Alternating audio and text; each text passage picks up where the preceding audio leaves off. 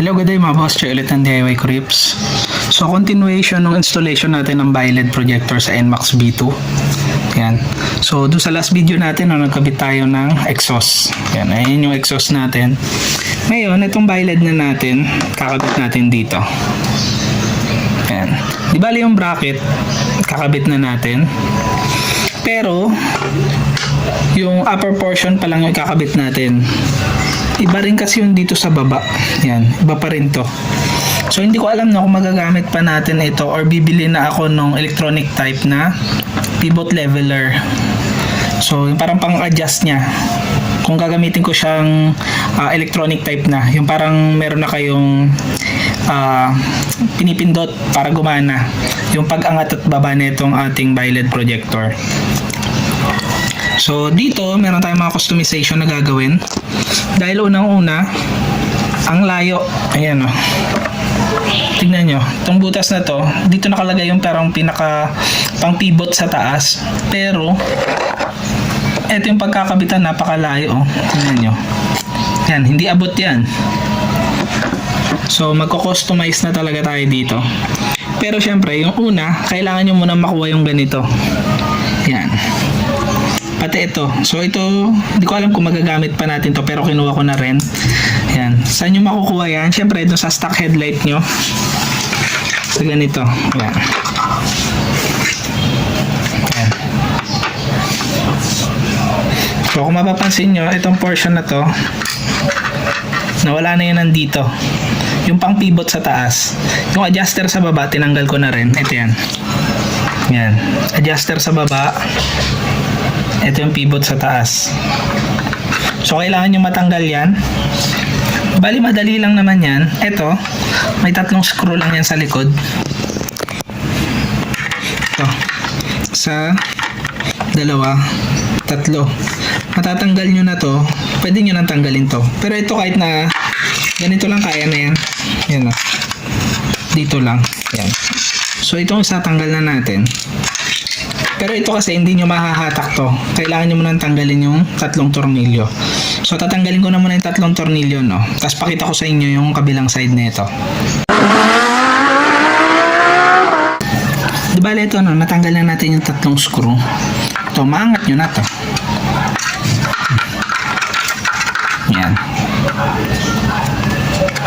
So ito, para matanggal nyo to, kailangan nyo i-push tong side na to, pati tong kabilang side.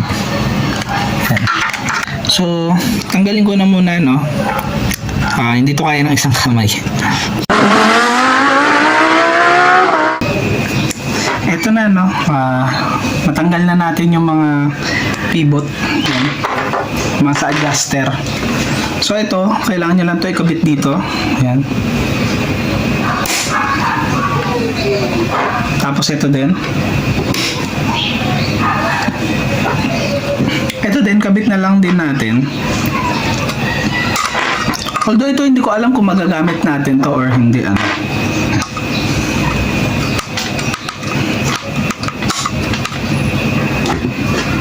Tapos ito din.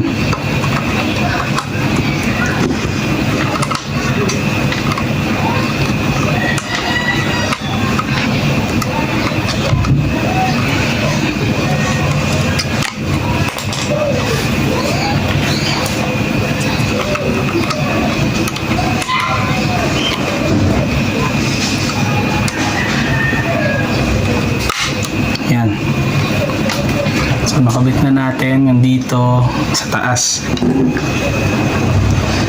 Medyo maluwag lang to, no? Pero tingin ko lalagyan ko na lang ng glue. Dapat kasi ito hindi ito maalog-alog.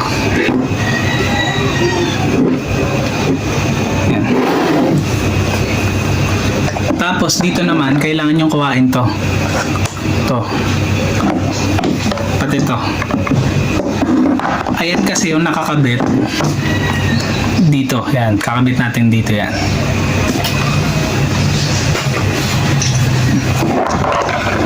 Bali, screwdriver lang katapat niyan.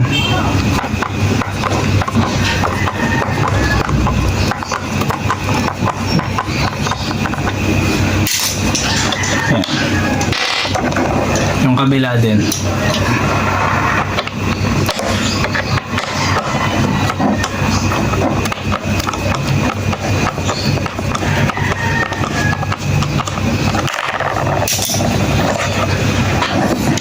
ikakabit na natin to.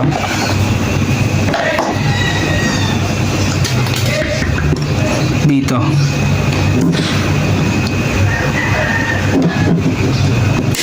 Yan. Tapos yung kabila din.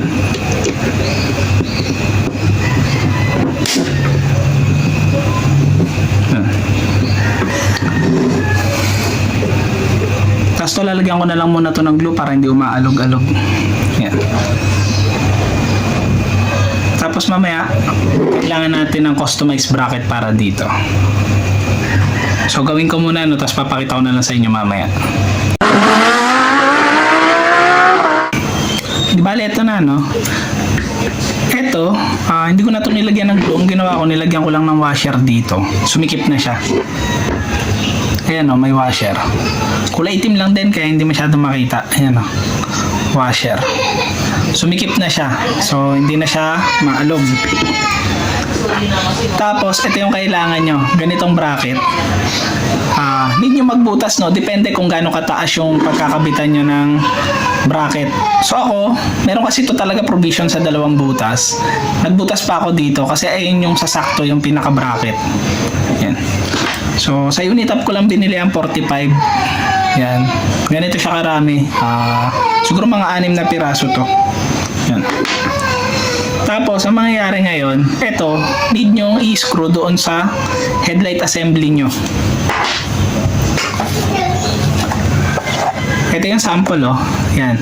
Dito sa ibabaw, magbubutas ulit kayo. Yan. I-screw nyo siya dyan. Tapos, ito yung kinabit natin na galing dito.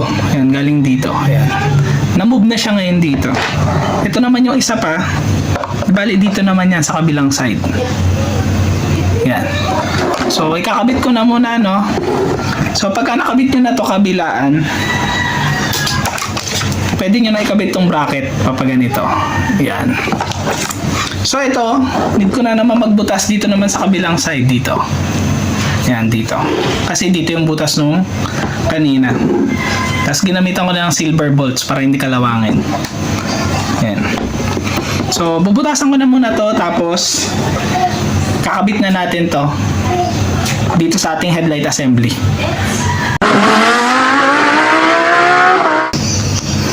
Bale, ito na, no, nakabit na natin. Yan. Tapos may screw lang sa ibabaw. Yan. Ngayon, ito, pupush nyo lang naman to. Yan. Ito.